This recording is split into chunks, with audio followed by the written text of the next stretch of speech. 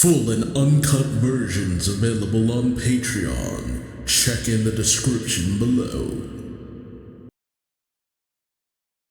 Greetings once again, Pokemaniacs. Duuz-Diz-Din back again with more of the Pokemon Adventures manga, where previously, after fighting off Team Rocket, who had launched an attack against Ecruteak City, Gold and Silver decided to face off, only to be interrupted by the Masked Man, the person responsible for kidnapping Silver when he was but a wee little babe.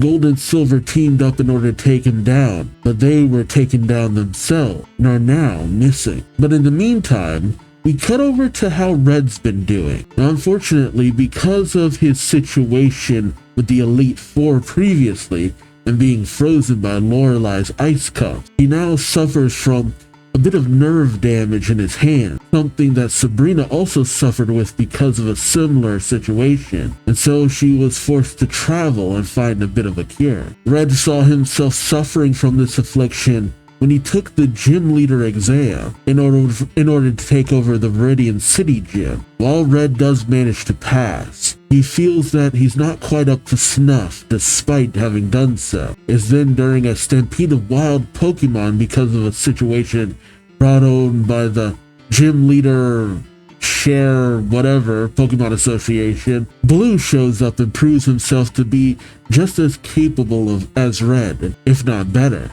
But is also there to give Red the information he needs on where to go in order to gain the cure for his affliction. Red can only get there by riding on the back of Blue's Charizard, so he ends up leaving his Pikachu with Yellow for safekeeping. And while Yellow was set to stay and take care of Red's Pikachu, information on her from her uncle, who I didn't know was her uncle, Wilton, the fisherman who had previously met Gold about the goings-on in Johto, compel Yellow to investigate, and so she sets out on her own journey, unbeknownst to her, to the same region that Red had traveled to, which, no duh, but at this point, there's only 2 regions available. But now we have questions abounding left and right. What has happened to Gold and Silver? Will Red be able to find the cure that he seeks? What will Yellow find in her trip to Johto? What is this masked man who seems to be terrorizing the whole of Johto, now controlling Team Rocket? What is he really after? Most of Team Rocket's attacks have been seemingly random up until now, but the need to control Pokemon is still there and use them for their own personal gain. It's only a matter of time before our heroes converge. What'll happen then? Join me as I find out.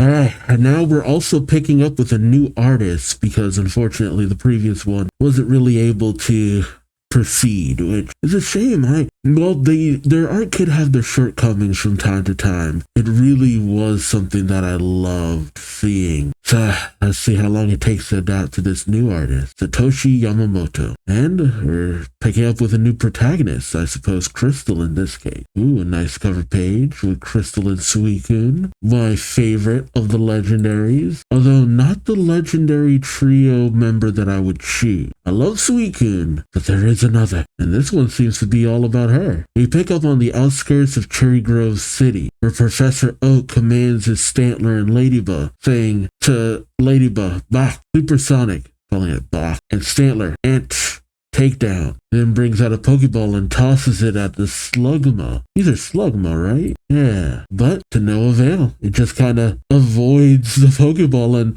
the 3 Slugma just take off. Oak saying, fail. Epic fail. Oof, yeah, this art's gonna take some getting used to. Oak falls to the ground, slumping, saying, "I had a reputation as quite a skilled trainer in my day. Too bad I can't beat old age. But it's urgent that I collect more research data. Of the 3 Pokedexes I created, one was stolen and another taken by force. If I don't manage to fill this last one up with information, this whole journey to Johto will have been meaningless. Isn't there a trainer anywhere who can gather data for me?" And sure enough, that's interesting. So It's weird because she's so far removed from the goings on. I'm also starting to notice something. It seems like several of her Pokemon have star patterns on them. I wonder what that's about. Well, it's chapter 117, Slugging It Out with Slugma. We cut over to north of Cherry Grove City, Professor Oak's research annex. Oak is in his Johto lab, still despondent, when suddenly he gets an incoming video message. He says,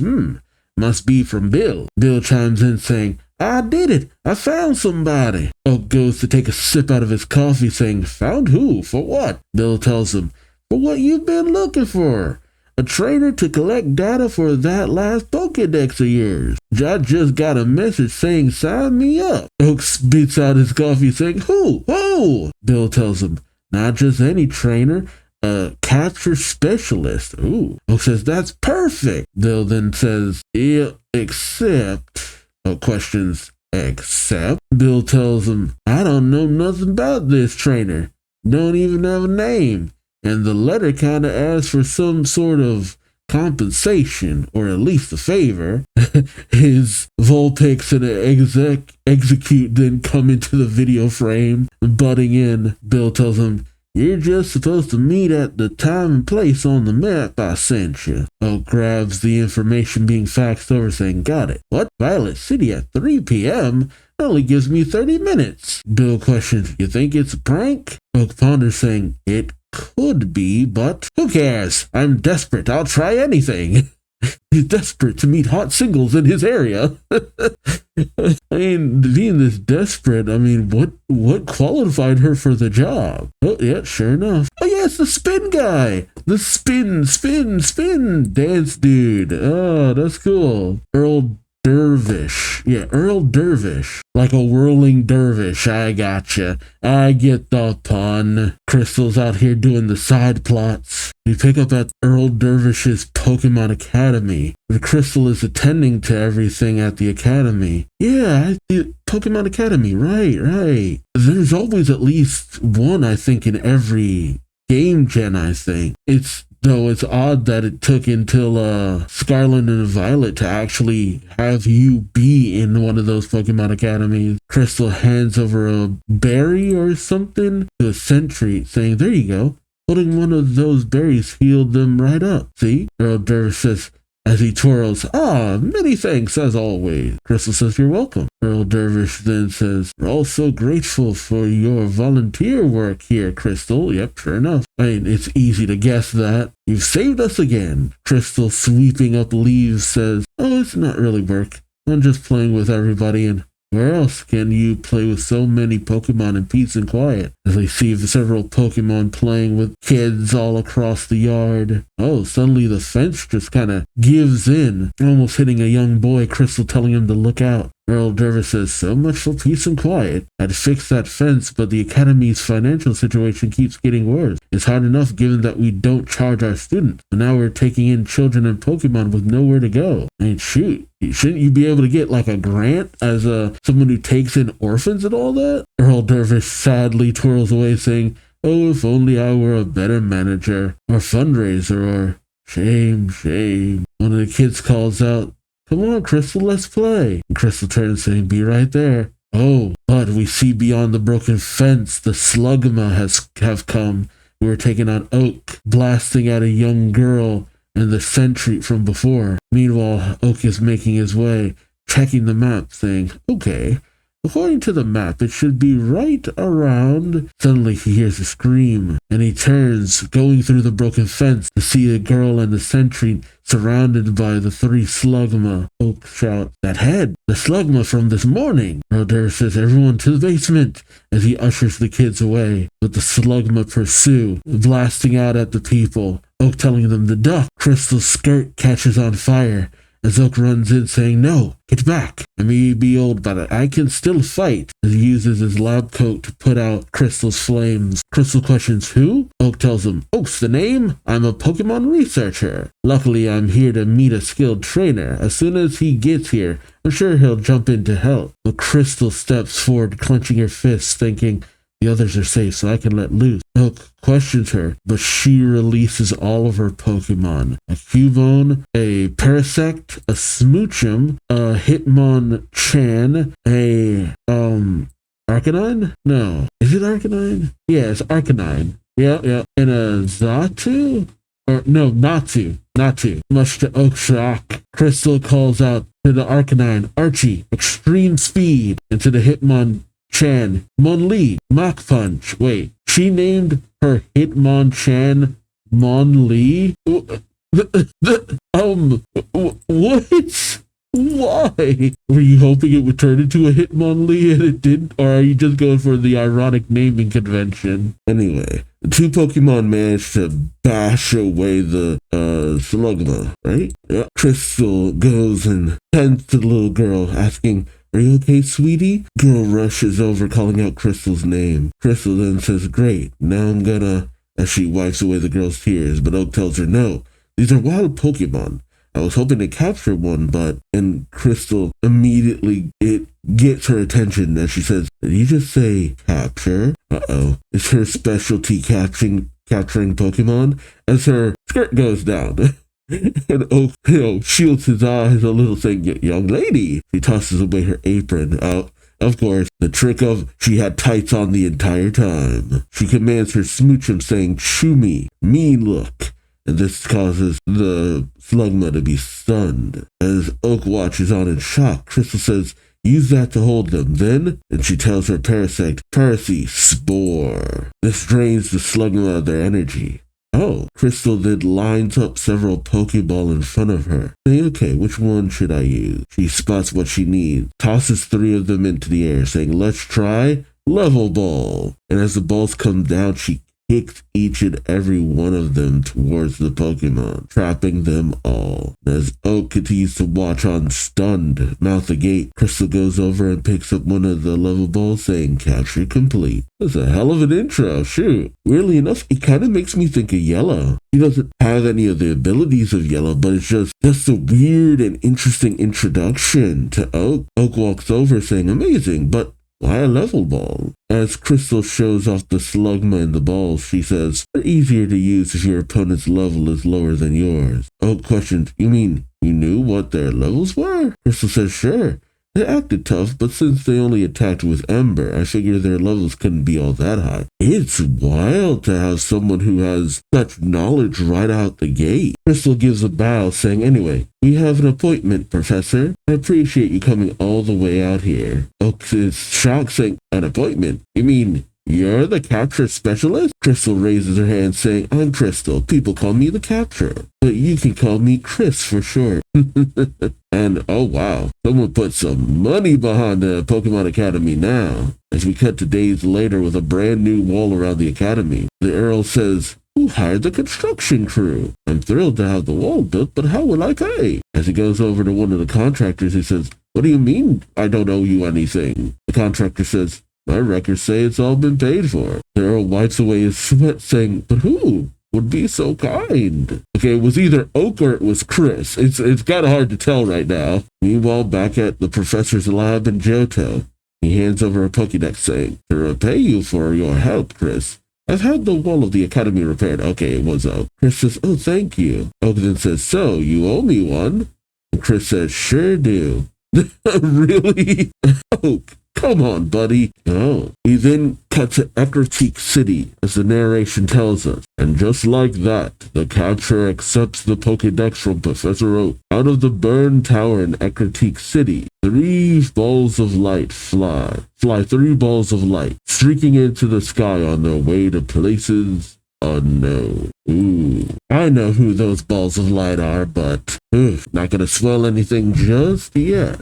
Oak then goes on to explain to Crystal, "I have to warn you, Chris, collecting for me is not going to be an easy task." It's interesting. At first I thought it was this iteration, but in some other iterations, it's the character you don't pick who goes on to become like sometimes a rival, but sometimes they become the assistant to the professor and stuff like that. Maybe it's the next game series, but I think one has it so that the character you don't pick becomes the child of the professor.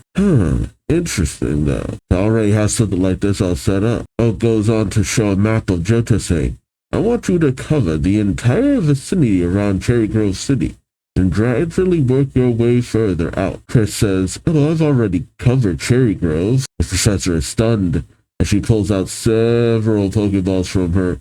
Wait, how are you carrying all this? Oh, the storage system is still down. But she pulls out multiple Pokeballs saying, I was passing through and I caught Sentry, Caterpie, Pharaoh, Noctowl, Pidgeot, Ladybug, Hoppip, Spinarak, and Oddish, Arbok, Rattata, Kakuna. Jesus. She then gives a bow saying, 30 balls, 30 Pokemon. You can check my work if you like. I'll get started on the further out part now. As Oak is once again taken aback.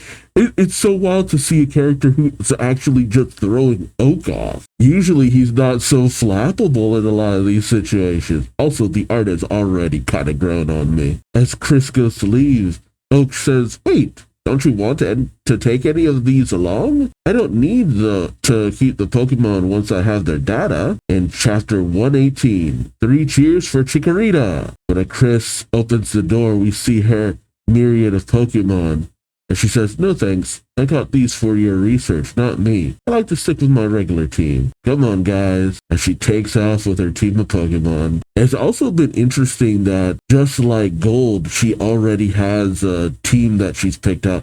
I do kind of miss the slow discovery of who your team should be that we had with Red in the beginning, because ever since Yellow had several Pokemon that she just already had. Well, then again, not right. You didn't really get to see her grow her bond with Doduo. And then you had with Gold, who a lot of his Pokemon were already Pokemon he had around his house. Oak smiles saying, the capture, eh? There are trainers skilled in battle, trainers skilled in training, even trainers skilled in reading Pokemon's thoughts. Okay, so that's Red, Blue, and Yellow. I thought I'd seen every kind of trainer until now. See, now we're getting a bigger emphasis on the different types of trainers, which I think is really good. It's not that the Pokemon anime doesn't do that. I just wish they had actually made some of the main characters those different kinds of trainers. Suddenly, someone comes from behind Oak's laboratory doors. Oak turns saying, Elm? Professor Elm says, oh, how could you just let her up and leave like that? Oak says, sorry, what? Well, Elm says, you told me you'd come get me after you gave her the Pokedex. I was waiting in the next room. You should have just come out then. Then again, Elm kind of is just like that. Oak says, oh yeah. He then thinks, I was so impressed with her, I forgot all about you. Right? Elm says, looking down at the Pokemon they have, saying, I wanted to give her a Pokemon to take along on her mission. It's Chikorita here. Yeah, you gotta get that starter. So how does she end up with the Chikorita? Elm kneels down to Chikorita saying, Chikorita, you really wanted to go with that girl, Crystal, didn't you? And Chikorita thinks about how close-knit Crystal is with her team. You know what? I actually kind of like this. I know I just made the comment about the growth of teams and all this, but, you're already giving Chikorita so much personality, which is saying something compared to Ash Chikorita, who already had a lot of personality. Chikorita tugs on Elm's shirt as Elm says, are you jealous of her Pokemon?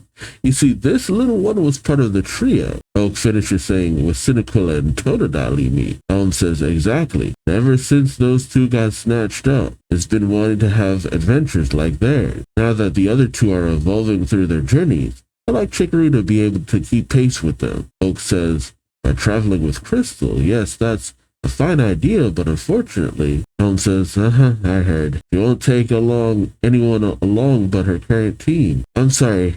It looks like it just won't work out this time. Chikorita is in shock, starts to well up with tears, and then starts scratching at Elm's face, and then takes off as Oak calls out for Chikorita. Oak says, it's chasing after her. We'll never catch it. Elm questions, what should we do? Oak tells him, you've got to warn Crystal. That poor little thing will never survive in the wild. I don't know. Chikorita's got that tenacity. Chikorita was never my choice. I've chosen Chikorita once. Sometimes I'll mix it out, just choose different Pokemon and all that. When I did play Chikorita, Chikorita ended up being probably one of the most capable out of my fully evolved starters at the end of it. Like, all this sucks. You're not my choice. You're not my major choice. You ain't my first choice. You ain't my second choice. And yet you're probably the best of the three. At least in terms of the playthrough I remember. He cut to Route 30, where Chris has her Arcanines battling against a Victory Bell. Yep, just had to double check. Yeah, it is a Victory Bell. Chris thinks one more attack should weaken it enough for me to capture it. He commands her Arcanine saying, Archie Ember, only for Chikorita to pop in between the two of them. Overjoyed, Chris shuts Arcanine's mouth saying, Archie, wait. Uh-oh. As the Victory Bell wraps up the Chikorita in its vine, Chris says, it's going to use that Chikorita as a shield. Chris thinks Chikorita and Victory Bell are both grass types, so I can't sick Archie on them. She tells Smoochum, Chumi, don't let him escape. Use your mean look. Chris brings out her Pokeball saying, get both of them at once. Yeah, that kicking technique, huh? And she kicks over 2 Pokeballs and instant capture. I wonder if there's something about the kicking that increases the capture rate. And she just instantly captures time and time again. Chris picks up the 2 Pokemon in the Pokeball saying, capture complete with a Chikorita bonus. I'm just glad you didn't get hurt. Chikorita's overjoyed until she hears Chris say, there's a Pokemon Center not far from here. I'll transfer you both to Oak at the same time. Chikorita shakes her head, much to Chris's shock as she says, what? You want to go to the center? Chikorita points to herself and then over to Chris's team. And Chris says, do you want to come with us? Chikorita nods, but Chris hesitates saying, that's flattering, but I'm on a really important assignment for Professor Oak. We'll be going to a lot of different places, some of them dangerous. Then shakes her sad head, saying, I can only afford to take strong Pokemon. See, Chris has my mindset. I see a new Pokemon, capture it. Go, put the strongest on my team. I only take the best of the best. Or depending on typing. If I don't have that type, I'm like, can I trade out? What seems like a good viable option? That choice is always the hardest, because that leaves another avenue of my team vulnerable when I do that. But Chikorita flexes her tight little arms and get a little muscle out. I already love the Chikorita. Oh man, the Johto starters have had a lot of personality, but man, this Chikorita just taking the cake. Chris pauses for a moment, then brings out Chikorita. Chikorita turns with a smile, but Chris says, hang on, this doesn't mean I agreed to take you. I just want you to experience the power differential between you and my team. Then maybe you'll believe that it's too dangerous for you out there. Hey. She then calls over Hitmonchan saying, Monli? And Hitmonchan just looms over Chikorita. The difference in power just obvious in an instant, which, I mean, of course, Chikorita's a starter, and Chris says, think you can handle this? As Hitmonchan does its best to intimidate Chikorita. Chikorita recalls a little bit, gulping hard. Chris says, now. And, taking a moment, Chikorita unleashes Razor Leaf against Hitmonchan, and Hitmonchan easily just destroys it, much to Chikorita's shock. Hitmonchan turns its gaze to Chris. Chris gives a nod. Hitmonchan bulks up his muscles as Chris tells it to use Mega Punch. Hitmonchan uses a Mega Punch on the ground, shaking the area and knocking Chikorita off her feet, causing a massive fissure to open up. Massive Chikorita to open up underneath Chikorita. Chikorita does her damnedest to stand her ground, not wanting to give an inch. Chris watches on, a cold and determined look in her eyes, and as Chikorita looks at the massive fissure, she does kind of fall back a little bit. As Chris walks over, he kneels down at the saddened Chikorita, but she has a smile on her face saying, I'm impressed. I didn't expect you to hold your ground like that. I've never seen a wild Pokemon who hasn't turned tail in the face of Monli's Mega Punch. Hope fills Chikorita's eyes as Chris lifts her into the air saying, and for a Pokemon your size, that takes Mega Gut. How about if I call you Megari? Aw, Megari. See, I like her naming convention a little bit more than Gold's. Chikorita smiles overjoyed as Chris, with a bit of a somber look, says, I can't resist someone with a lot of enthusiasm, but I'm warning you, Our journey's gonna be dangerous. Chikorita gives a nod. And as Chris ushers Chikorita over to the team, she says, to make sure my team members don't get lost if we meet a herd or flock of the same Pokemon, I give them a cute little star to wear. For Arcanine, she says on Archie's collar. For Natu, I keep wanting to say Zatu, she says under Nati's eyes. For Hitmonchan, she says on Hitmonlee's right hand. She then points to Cubone and Parasect. She says, Boney and Parasy have stars already, a scar and spot. Oh, okay, so those are natural. Dang. So for some of them, she just thinks about the thematic element. And for Smoochum, she says, and Chumi has a necklace. While Chris goes up to Smoochum saying, sorry, Chumi, mind sharing so the newcomer gets a turn? And Smoochum takes a moment,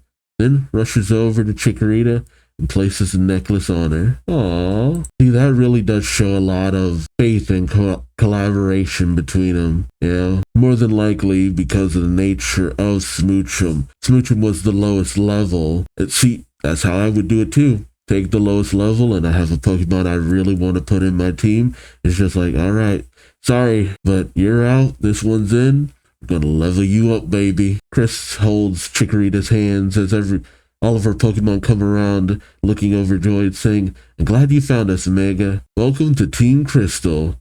Meanwhile, Oak and Elm are freaking out as they try to contact Chris. Oak saying, I bet she turns off her phone during a capture. She's so focused as Elm calls out, oh, Chikorita. And Elm just cannot catch a break in all of this.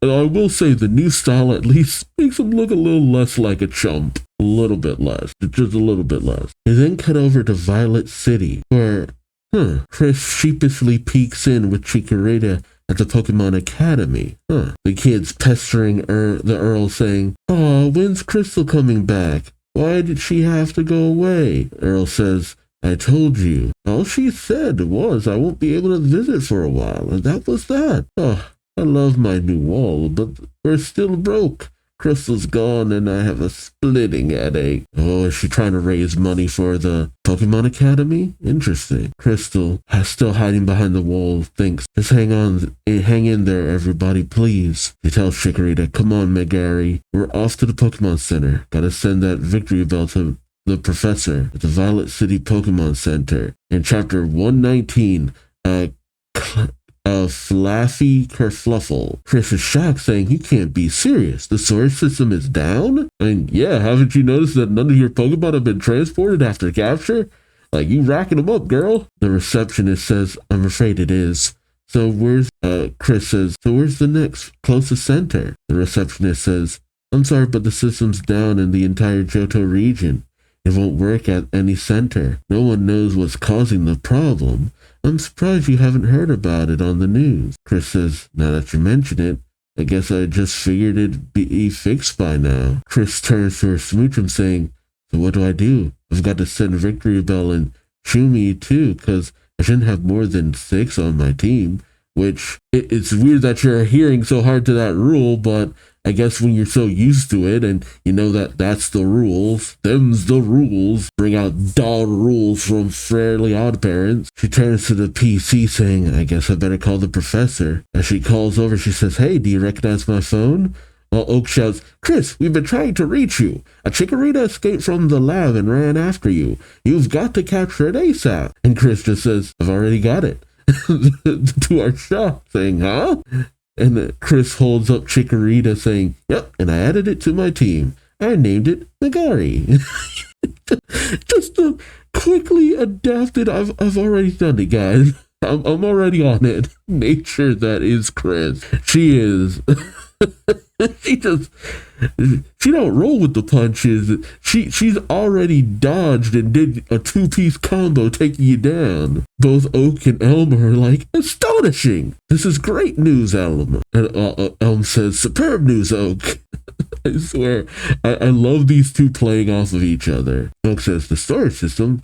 Oh, that's right. How careless of me. I'd completely forgotten the system was down. Well, Elm adds, that does complicate things. We can't expect her to return to Cherry Grove every time she catches something. Oak ponders for a moment, saying, not to mention that Smoochum she wants to store here to keep her team down to 6. Elm's questions, why does it matter? Why can't she just carry 7 for a while? Right? That's what I'm saying. Oak tells her, Elm, you spent too much time buried in your research and not enough time talking to trainers in the field. Elm questions, Oak explains, saying, of course, it's possible to carry 7 or 8 Pokemon, even 20 or 30, if for some reason you must. But how could one trainer give that many Pokemon enough individual love and attention? Well, see, my question is, at least when it comes to the anime, we see what happens to the Pokemon that Ash stores and sends over. But does the same thing happen with these Pokemon that they store in this series? Oak says,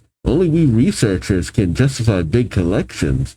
Among trainers, anyone who uses over 6 is disparaged. Elm says, of course, which is why the Pokemon League decreed 6-to-1 as the ideal Pokemon to trainer ratio. The perfect balance for a serious trainer, and Crystal is clearly serious. Elm says, indeed, which makes it even more important to get the storage system back online. Oak says, but how do you get the system back online? See, now, I wasn't quite on the same page as the one Pokemon chairman who's just like, Bill, get that storage system back online. But now I'm like, Bill, what the frick are you doing, man? Get that storage system back online. But this does create an interesting challenge for the capture, as it were. What happens when the thing you love to do is now a bit of a detriment? We cut to the Violet City outskirts as Chris is walking with Chikorita, wiping sweat from her brow, saying, it's so nice out today, a little hot even. Chikorita then notices a river and rushes over with Chris. Chris goes to fill her water container, saying, great timing, I was getting pretty thirsty. He puts some water in the cap for Chikorita to drink, but as Chris goes to take a sip, she notices a boat heading down the river. As Chris goes to investigate, she says, hey, noticing a Flaffy and Dunsparce, Flaffy holding on to the edge of the boat as Dunsparce holds on to Flaffy's tail. Chris says they're gonna fall in. She tries to reach for them,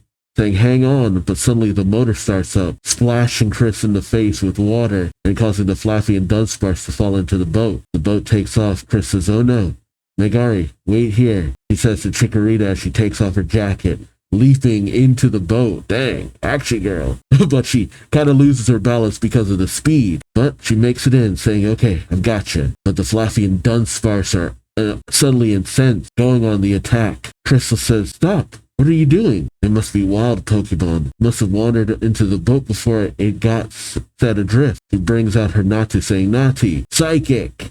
This causes the 2 Pokemon to be staggered. As she brings out her Pokédex on Flaffy, she says, okay, Flaffy first. The trick to capturing a Flaffy is staying clear of its wool where all the electricity is. Oh, okay. Wait, the capture point. Dang! Okay. How many chapters ago did we learn about those? I completely disregarded that, and here it is, coming back again. Dang. As Flaffy is captured, Chris says, okay, next up is Dunsparce. As she notices Dunsparce digging into the bottom of the boat. She says, what are you doing? As she reads Dunsparce's Pokédex entry, says, Dunsparce, no, don't burrow. Not here. But water starts to spring into the boat, filling it up, knocking the Dunsparce off balance. Chris freaks out. He then looks to the shore, saying, hurry, we gotta make it to shore before we sink. But Dunsparce is already on it, leaping to the shore. Chris says, hey, okay, fine. And, oh man, this is so cool. She leaps from the boat. As Dunsparce nears the shore, she kicks a Pokeball over. Just as the boat crashes into the shore, she catches Dunsparce with the high-speed capture, but the Pokeball skips across the water. Chris saying, oh no, if it doesn't reach the shore, but Chikorita's on it, trying to use her big leaf on her head to catch the ball, but she starts to come up short from the shore. Chris says, no, it's not going to make it. But Chikorita decides to leap towards the water in order to capture the ball, causing her to fall right into the water. As Chris calls out, saying, Megari, Chikorita is taken away by the current, but she suddenly lifted up. Oh, okay, little guy is struggling. Chris has used Natu's ability to fly in order to pick Chikorita up out of the water. As Chris says, are you okay? As they land on the shore and Chikorita coughs up water, Chris says, you nearly got yourself killed. But Chikorita hands over the Dunsparce Pokeball with a big old smile. Chris looks at it saying, but you refuse to let go. Thank you, Magari. You did good. As Chris heads over to the boat, he says, too bad we trashed the boat. I wonder who it belongs to. Yeah, the boat is wrecked. Oh, a Pokegear. Wait a minute. I'm just realizing. Does Lyra not have a Pokegear? I mean, calling her Lyra. Chris still not have a Pokegear. She sees the Pokegear in the wreckage saying, huh? Somebody's Pokegear? Maybe there's some identification. But suddenly a voice calls out on the Pokegear saying, hello, hello. It's like Five Nights at Freddy's. Chris freaks out as the voice says, anybody out there? If you can hear this, please answer. Yeah, I know that voice. Chris goes up to the gear saying, I can hear you. The voice says, woohoo, what luck. I was hoping my boat would find its way to somebody. I got a big favor to ask. I need help transferring some Pokemon. Chris says, transferring? But how? The storage system is totally down. Where are you anyway? And the figure calls out, here, up in the sky. And, I thought the figure looked cool in the sky until now I'm seeing friggin' Bill on his Farfetch with a phone. Chris saying, what? Looking up at this site. Oh, Bill says, are you Chris? You fit Professor Oak's description pretty well. What luck to find you in the boat. And yeah, Chris has had a lot of luck lately. I also love that she has the Pokeballs on her wrists at the ready at all times. Chris says, what are you talking about? Bill tells her, I was actually trying to get that to you. See the cord at the bottom? Yeah, that. It's like a link cable. Connect it to your Pokedex. Chris says, like this? Says she does just that. Oh, Bill tells her, I call it my handheld storage system. Oh, suddenly there's a lot of stats coming up. Interesting. Oh, Chris just says, I still have no idea what you're talking about. In chapter 120, surrounded by Staryu. And why don't you come down here instead of hollering? Bill says, I would if I could, but I can't. And suddenly he hears some terrifying sounds as he turns in with a fright saying, I'm surrounded. That's why I can't come down. Oh, a swarm of Staryu? Staryu is cool on its own, but a swarm of them's kind of freaky. As Chris calls out, a swarm of Staryu, Bill says, we better bail, Farfetch. As the Staryu just come rushing past Chris, still going after Bill. Chris ducks and then says, why is he being chased by Staryu? But Bill calls back on the Pokegear saying, can you hear me? Chris asks, yes, what's happening? Bill recounts, no idea. They came out of nowhere and knocked me out of my boat. My name's Bill. I'm a Pokemon analyst from Kanto Cape.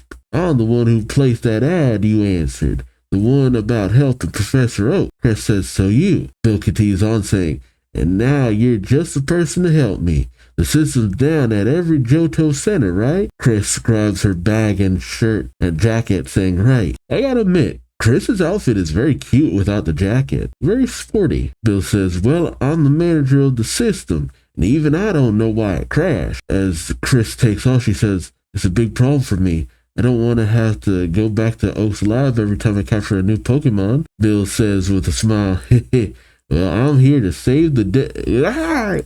And he suddenly cuts out. Oh, God. Chris says, hello? Bill, but she hears his screams in the distance next to an amusement park. Again, I gotta say, I kind of criticized the art style at first, but this grew on me quick, fast, and in a hurry. I still think Mato's art style was just a little bit cuter as a whole, but Satoshi's art style, I don't know, there's a weird appeal to it, especially just the way that he draws the more female-like characters. It's hard to explain. Not to mention, backgrounds are just a little bit better than Mato. Chris brandishes a Pokeball saying, that scream, it came from the amusement park over there. He brings out her Arcanine saying, Archie, and as she rides towards the park. What the heck? Oh, I get it. She comes upon a crowd looking toward the Ferris wheel as the swarm of Staryu are surrounding Bill on top of one of the Ferris wheel cars as Bill yells, yeah, help, help. What a weird formation. Chris says, Bill, are they holding you hostage? Bill says, I don't know.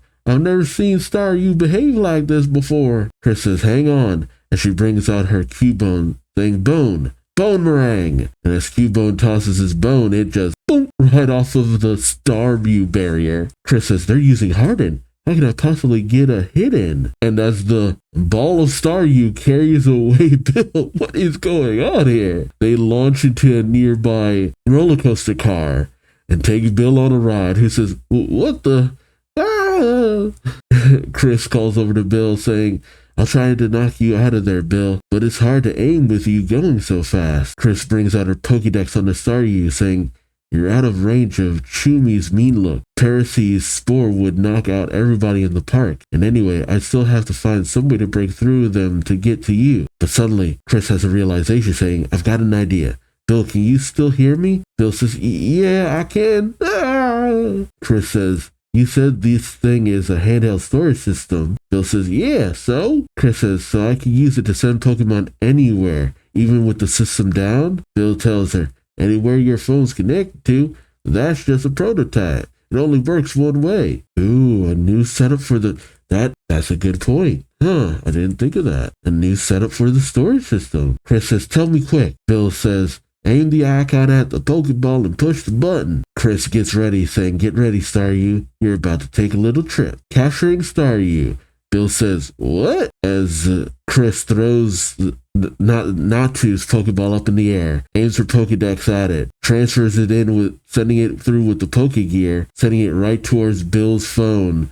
And as Natu's Pokeball pops on out, smacking Bill in the face for good measure, Natu comes on out. Chris tells Natu, "Drill Peck," and Natu does just that, taking out one of the Staryu out of the formation. This causes all the Staryu to fall off. As Chris says, "Now, let's try some Speedballs," and she tosses a whole bunch of Pokeballs up in the air, kicks all of them, captures all the Staryu.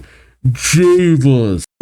We went from characters who would occasionally capture more and more Pokemon to a girl who is just capturing Pokemon by the dozen. As she picks up the Staryu balls, she says, "Here, that's the last one." As Bill comes over, still flying on the Farfetch, she says, "I'll get this gadget to Oak. It'll act as transfer exit. But just keep sending Pokemon on his way, okay?" Chris says, "Okay."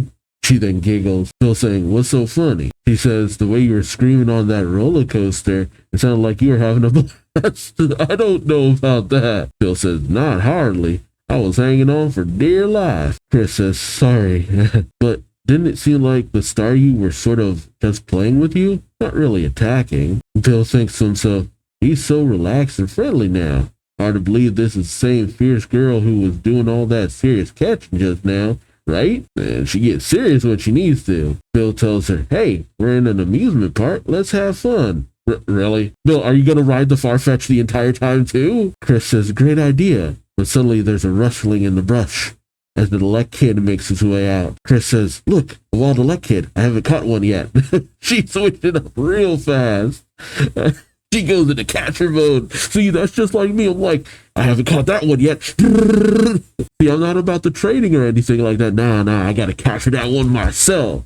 Now, if you want to just give me your Pokemon, oh, cool. And if I happen to have a spare for some reason, I'll trade. But I love me capturing, I'll tell you what. I'd be like that too. "Elect Kid, I haven't caught you yet. Get back here. Get back here." Chris says, "No time like the present." While Bill freaks out, saying, "Is this really the same person?" Alright, we pick up in Cherry Grove City at the Oak Research Annex, late at night on top of that, where Chris has captured a Quagsire, saying, "That's Quagsire. I captured it on Route 32. Hit up a good fight. This one's Sea King, one's with a really cool pattern on its back. Next is Pineco, a rare color combo." Oak in his PJs saying, "Another one? That's great." As the Staryu are all around her. Chris says, "And then there's Shuckle, and Magby, and Fancy, and Oak is knocked out. God, it's just a wall of captured Pokemon. Insane behavior. Chris, it's so late at night. What are you doing, girl?" She got capture fever in chapter 121. Of course, with Corsola. Off course with Corsola. And then pick up the next morning in Union Cave, where Chris tells Chikorita, "I miss Chumi. Gotta keep my spirits up." Suddenly, something drips on Chikorita's head. And Chikorita freaks out, jumping into Chris's arms. Chris says, "Don't be afraid. It's only dripping water. They say this tunnel used to be full of people. It once was the only route to the southern cities, but since they built roads up above, nobody comes here but wild Pokemon and the traders who capture them. Love the details. There aren't any really rare Pokemon here. He remembers Bill telling her, Johto has some of the same Pokemon species as Kanto, but their colors and patterns are different. Yeah, that was kind of a thing, wasn't it, for a while until we got into a full-on regional variant. Professor Oak says he'd like some Johto versions of Pokemon he already has data from. Chris says, those are my orders. I gotta be alert even when I run into Pokemon I'm used to seeing all the time. I know I'm getting ahead of myself, but I'd love to go straight through to this west side of Johto after we get through this cave. There's a ton of Pokemon I haven't captured yet over there. And after that, I'd like to go to... Suddenly, there's a shine in the cave. And even Chris freaks out grabbing on a Chikorita as Chris questions, Fireball? But nope, it's a Magneton. Chris says, a Magneton? What's it doing here? Was it got lost and wandered in? Who cares? I'm gonna capture it. And she rushes over, of course. Uh-oh. Suddenly, there are multiple Magnetons setting upon her. That almost rhymed. Coming up from behind her, the Magnetons surround her. Chris saying, it's not alone. And, just like back with Lieutenant Surge, the Magneton form a magnetic barrier capturing her. And also incapacitating her. Dang. Oh wait, this isn't... Is it? The Magneton then bring Chris over to the boat, placing her inside as a figure approaches. And, sure enough, it's Lieutenant Surge. What is he up to? You're still a gym leader though, right? Is he still up to villainous activity? Surge comes upon a weird-looking black Pokeball saying, Pokeball's empty, huh? The Magneton didn't find any wild Pokemon. Oh, that's why they captured her. Then it's all clear. Because no trained Pokemon, let alone a trainer, would be in these caves. Surge, buddy. I need you to do a little bit more research beforehand. Guess I'll head back then. He hops into the same ship where the Magneton placed Chris, and he takes off submerging as the ship goes underwater. Oh, no, for a second I'm like, wait, Aqua? Like Team Aqua? But no, that's not till the next series of games. Surge says, Aqua, come in. Oh right, the SS Aqua, the thing that takes you back and forth from Kanto to Johto. Of course. Just like with the SS Anne, he has control over the shipping and all that. It makes sense for a military person. He gets a response saying, SS Aqua here. Surge says, en route from Union Cave to south of Azalea. The person says, you've confirmed that the secret passage is clear, Lieutenant? Surge says, don't say that over the radio. I'll be there as soon as I can. And we see the SS Aqua, and this response comes in, yes sir. When a Surge is making his way towards the SS Aqua, he tells him, open the docking hatch. The people on board say Roger, but suddenly, there's a jolt on Surge's ship. He says, what? The engine's on, but we're not moving. He then looks around, seeing Corsola surrounding his ship, joyously and honestly kind of frightfully. Surge says, a reef of Corsola. Too powerful. Suddenly, Chris manages to wake up, and she shouts, what? Where am I? This isn't Union Cave. Surge freaks out, saying, oh great, a stowaway. I don't know what you're doing here, girlie, but stay out of my way. I don't have time to deal with you right now. And as Chris looks out, he sees all the Corsola saying, wait, we're being held here by Corsola's adhesive power. Oh no, that's Surge saying that. People build villages on top of these things. Their adhesive power is no laughing matter. I don't know why they're all congregating here, but if we defeat or capture their leader, maybe they'll move on. Chris says, did you say capture? Turn hard to Starbird at my command. Suddenly, she's a nautical expert. Oh, I love that switch up. Surge says, what? But as Chris catches sight of something, she says, now. And Surge does it, but he says, and what's this gonna accomplish? But the ship does manage to start moving despite the Corsola still being attacked. Surge questions, we're rising? But how? But then he sees that Chris has brought out her Natu, as he says, a Natu is lifting us with its psychic power? Chris says, no, it isn't applying its power to the ship. It's using them on the water around us to create an upward current. Jesus, that's wild. And even Surge thinks, she figured that out all by herself? Impressive. And as the ship breaches the water, Chris opens the hatch, sending out Natu, telling it now. She then points to one Corsola in particular, saying, that's the leader, Nati, psychic. And Natu does just that, and then she kicks over a lure ball, catching the Corsola, which sends all the other Corsola just kind of floating out in the water. Chris grabs the Pokeball saying, capture complete. Here.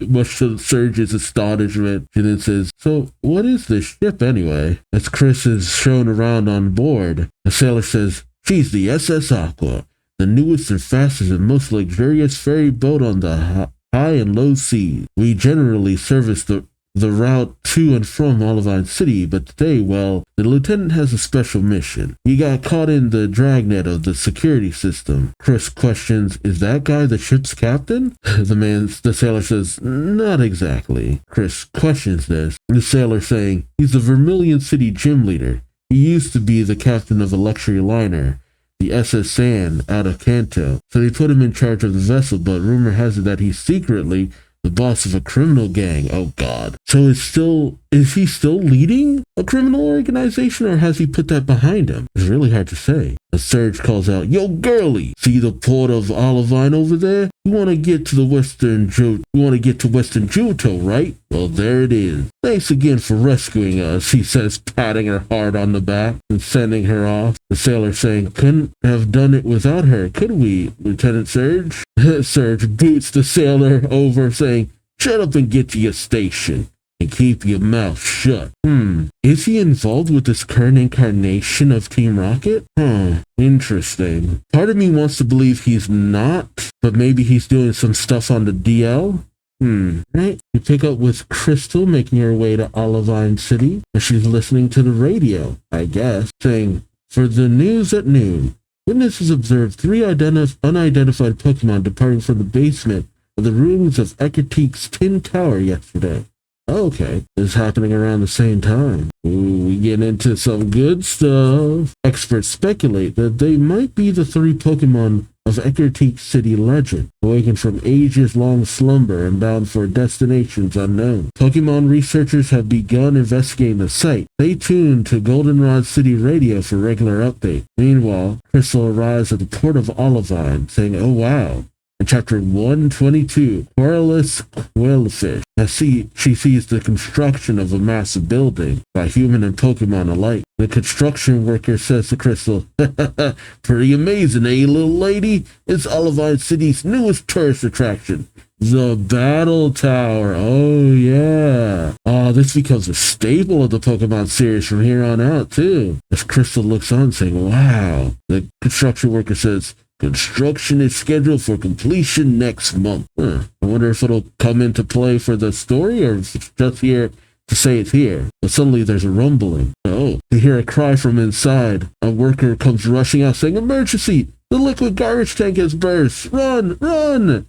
And suddenly liquid garbage comes rushing out towards Crystal and the worker. As Pokemon and human flee as the worker screams. Crystal, thanks to her Natu, and this poor Natu just doing all this work, manages to lift up Crystal, the construction worker, and Chikorita out of harm's way. The worker saying, no, thank you. The Crystal, as a Natu, the poor little thing sets them down on the roof. The foreman says, everybody's safe, including the Pokemon from the workstation. But suddenly Natu sees something and tells it to Crystal. Crystal says, what's wrong? But she sees it for herself. All of that garbage flooding into the waters. The foreman says, the pollution is spilling into the ocean. Crystal says, that'll make a lot of aquatic Pokemon really sick and really mad. And sure enough, there's a sudden swirl and whirlpool forming in the waters. Oh, yeah, as a massive quillfish comes bursting out of the sea. It's this all get out. The foreman says, quillfish, huge one. Crystal brings out her Pokédex saying, they're balloon Pokemon. They puff up by swallowing water, which means Quillfish has done just that, as it unleashes several poison needles towards the people. Crystal saying they're about to shoot their poison needles. Natu once again has to haul everybody to safety, avoiding the poison needles, as he sets down Crystal again. Poor guy. She says they won't calm down until the ocean's cleaned up, but the cleanup will take some time. So for their safety and ours, we'll have to capture them. He sends out our alert Pokemon saying, help me out, everybody. And so, Crystal's Pokemon start ripping through all of the Quillfish, from Arcanine to Hitmonchan and Chikorita, Parasect and Cubone. The Crystal calls out for Cubone to go after the main one, and as the giant Quillfish unleashes a barrage of quills, Cubone manages to knock them all to the side, goes in for one false swipe strike, downing the big old Quillfish boss. As Crystal approaches it, she says, I'm really sorry your home got polluted. Hold on just a little while longer. We'll clean it up, okay? She tosses several Pokeballs into the air and kicks them towards the Quillfish, capturing them all. Crystal picks up the ball, saying capture complete. The foreman says, wonderful. Now let's get that pollution out of the water. The Quillfish is still rattling around in Crystal's Pokeball. She says, huh? Trying to tell me something? Oh, one got sick because of the pollution. Crystal sees one Quillfish in the water looking in real rough shape. He says, oh no, a little Quillfish swallowed the polluted water. Quick, Nazi, quick. Nazi rushes up, scooping up the Quillfish. As it's brought over to Crystal, he looks at it saying, it's on its last breath. You gotta get it to the Pokemon Center now. She calls over her Arcanine saying, Archie, hurry. She takes off on Arcanine as, a very interesting figure is watching from a nearby building. Oh, okay. No, we jumping right into it. And this Pokemon, known as Suicune, leaps down, cutting off Crystal's path. He says, what? As the legendary Pokemon confronts her, which, that's not very typical. But then again, these things were rushing around all over the place. Oh, suddenly Suicune uses Flash on Crystal and Arcanine? As Crystal says, what was... And even the foreman a while back can see it. Suicune then gives an interesting gaze to Crystal. And she says, oh, what was that Pokemon? But then suddenly, Quillfish is breathing again, much to Crystal's shock. And then she hears the foreman call out, what happened? See, it's clean again. Impossible. Crystal says, did that weird light emanate from that strange Pokemon do all that? But suddenly she gets a call on her Pokegear. The voice calls out, it's me, Oak. Crystal says, Professor. Oak tells her, glad my call got through. Listen, yesterday 3 Pokemon came out of Eckerteeth's Burn Tower. Raikou, Entei, and Suicune. The so-called legendary. I want you to try and collect data on them if possible. But locating them will be extremely... And as per usual, Crystal says, Professor, I think I just met one of them. She's always on top of it. Oak says, really? Are you certain? Crystal tells him it was crystalline and incredibly powerful. And you don't have to twist my arm to get me to look for it. Can't wait to meet that Pokemon again. As she races off on Arcanine, Oak tells her, good, I'm counting on you. If anyone can collect data on Suicune, it's you, Chris. Hell yeah, shoot. One of the most capable out of all the 3 trainers out of friggin' Johto. Shoot, maybe beyond that. Alright, we cut to the next evening in Blackthorn City. Ooh, my favorite. As the narration reads, but the mysterious Pokemon is nowhere to be found in Olivine. They see Suicune racing towards the night, and Suicune looks so good in this art style too. In chapter 123, Debonair Dragonair. Oh, as we see a multitude of trainers. The new design for Sabrina, Erica, Shop Price? Is that Price? Yeah. Morty, who we have yet to actually see in this, and Claire. Oh, Claire. Oh, Berber. That bodysuit looking good on her. I don't remember tell you what. We cut to the Blackthorn Gym, where Claire is training, or battling? It's Horsey versus Seadra, or Kingdra versus Seadra. The challenger has its Kingdra send out Twister, and then use Smokescreen, while Claire recalls her, Kingdra. No, the challenger Seadra, Claire's Kingdra. God, it's so hard to keep up with which one is which. But she has her Dragonair switch in. Oh, does she have a Pokeball at the end of her little whip thingy? She has Dragonair use Safeguard, blocking the attack. She then tells Dragonair to use Dragon Breath, which manages to knock the Seadra for a loop, as well as the trainer off his feet. As they hit the ground hard, Claire walks up like a dommy mommy, like, The challenger says, Lady Claire, you win. Claire says, you have a long way to go, Ryu. But mixing Smokescreen with Twister to try and put a halt to your opponent's movement was a clever idea. Ryu says, you are most gracious, Lady Claire. That means a lot coming from our leader and most skillful dragon tamer, not to mention the Blackthorn gym leader and grandchild of the leader of our clan. And just in case you and the audience need to know all of this, Claire says, I'm glad you appreciate our dragon tamer traditions, Ryu. For 8 generations, our family has trained dragon Pokemon in Blackthorn. No ordinary trainer can match any one of us. But then, it's been quite some time since we faced the talented opponent. We need a real challenge. I fear I'm going soft. Ryu then says, well, you did lose to your brother Lance a while back. And Claire stomps him in the face. I thought they were cousin, brother. No, they're cousins. That must have been a mistranslation. Okay.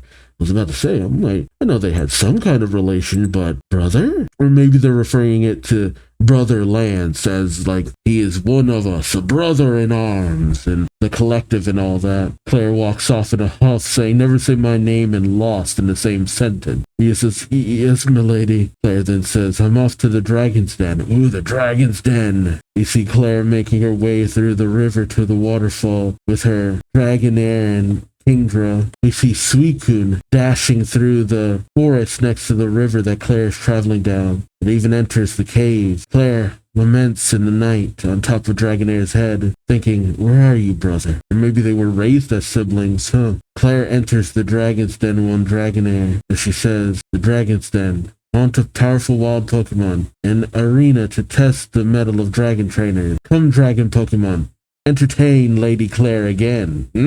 Yes. Oh, as suddenly we see a multitude of Gyarados and Dragonite, and as Claire readies herself, she suddenly sees them almost bowing? Claire questions, what's this? These Pokemon are always impatient for battle. Now it's as if they're paying some sort of homage. And Claire notices in the distance of the cave, it says, what is that? Being Suicune. Ooh. Hearing before Claire? Oh man. Is this chapter all about Claire? Or is it more about Suicune?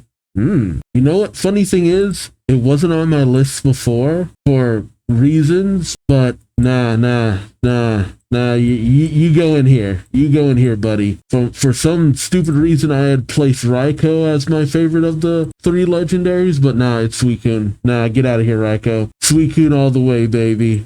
From the movie that Suicune was into this, like, oh, you're reminding me of why I loved Suicune.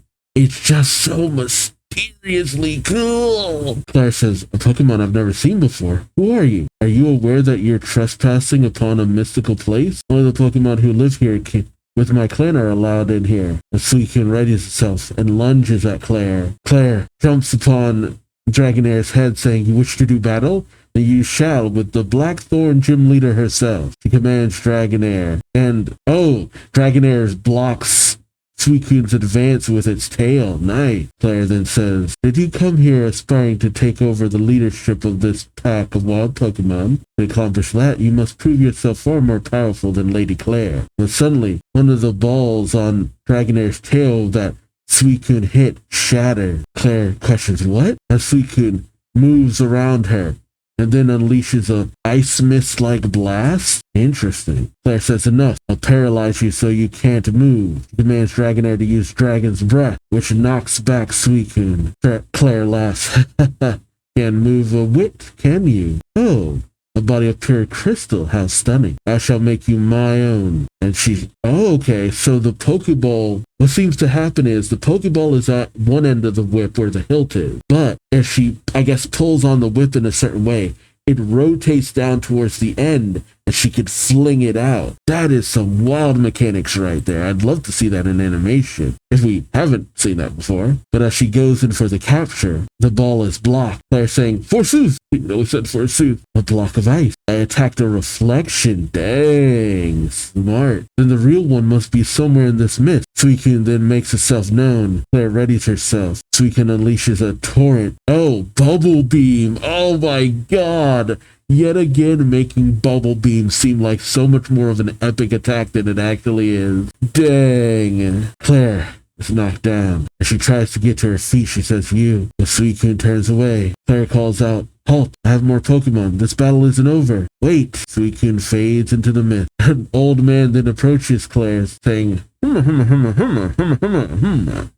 Claire shocked, saying, Grandpa. Oh no, Chief. The chief then says, His assistant says, he says, my dear Claire, you fought a Suicune. Claire says, what type is it? Is it really crystal? The elder says, The assistant says, it's one of the legendary Pokemon of the Burned Tower. has awakened at last, and as the prophecy foretold, set out upon its journey to places unknown. Claire approaches her grandfather, questioning, "What was it doing here?" The elder says, The assistant interprets, saying, "It is said that Suicune tests trainers it deems worthy of the challenge. You may consider its assault upon you a compliment." Claire clenches her fist, saying, "But if it attacks worthy trainers, why did it leave in the middle of our battle? Did I not meet its expectations? And why does it test?" Oh, he realizes, saying, "Is it searching for someone worthy of being its trainer?" We see Suicune walking the fields as day breaks. Oof, majestic as all get out. I am really enjoying this, which, though I'm also kind of mixed just because I want to know what's going on with red. I want to know what's going on with yellow. What about gold? What about silver? Where are they? Where's green? You know? But at the same time, I'm fascinated by the direction that we're going in. Crystal, I've immediately warmed up to her. Like, we have yet to really see her shortcomings, which could be a problem if we don't see any shortcomings, but I like her personality, her way of doing things. She's very dynamic, especially when it comes to battle. But that switch up she has, I wonder why she's like that. Is it a good thing? Is it a bad thing? And why does she kick Pokeballs? I feel like I have a vague memory of why, but I'm not certain. So we'll just have to wait and see when it comes up. But then jumping over to the point of view of friggin' Suicune, I like this because I will always kind of hate on the fact that when it came to Mewtwo, Mewtwo was present for a while and then it was just gone from the story. Completely and utterly. Just gone. No, not Mewtwo, Mew. We started things off with Mew and how mysterious it was and trying to capture it and this, that, and the other. I kept thinking Mew was going to come into play in some significant way later down the line. The other legendaries did, you know, Zapdos, Articuno, Moltres, even Mewtwo. This all played big part. But Mew, once we got out of the first volume or so, volume or two, nothing. No. All of the Kanto Dex holders had encountered Mew, but then just nothing. But I get it too. You know, Team Rocket was after Mew. They were having trouble, found it easier to get the legendary bird trio, and they went with that. You know, what can you do? And if I'm being honest, the manga kind of treats Mew in the same way that even the anime does, where Mew is just the most mysterious of Pokemon. You might catch a glimpse of Mew, and Mew might be a little involved in a situation, but then it's gone. Almost like it's never to be seen again. Like, even amongst most legendaries, Mew is just, it's in a weird other league of its own. I don't know. Maybe I'm talking out my ass. It's hard to say. But this thing of Suicune just going around trying to find a worthy trainer, that's fascinating too. And it is kind of a bummer that we can't just see the parallel adventures of our main characters. I mean, I'd love to just see Gold, Silver, and Crystal just going out doing their thing, because I feel like Crystal is like that last missing piece to making this whole story feel like really good. But I am interested where we go from here on out. Where are we leading to with Suicune? What about the other legendary dog Pokemon, Entei and Raikou? I used to think Entei was my favorite. Raikou became cooler to me with time. Entei's cool because of the movie, but I've always had a love for Suicune, especially since it's the box art Pokemon for Crystal. But I'm remembering that I really love the Suicune, and this has just doubled down on that love. But let me know your thoughts in the comments section below. What did you think about these chapters? Also remember to like, comment, subscribe if you enjoyed the ride. Join my Patreon if you'd like to support me and my new living arrangement. And until next time, I've been Duuz-Diz-Din. Thanks so much for watching. And until next time, hope to see you later. So then, take care. Bye-bye.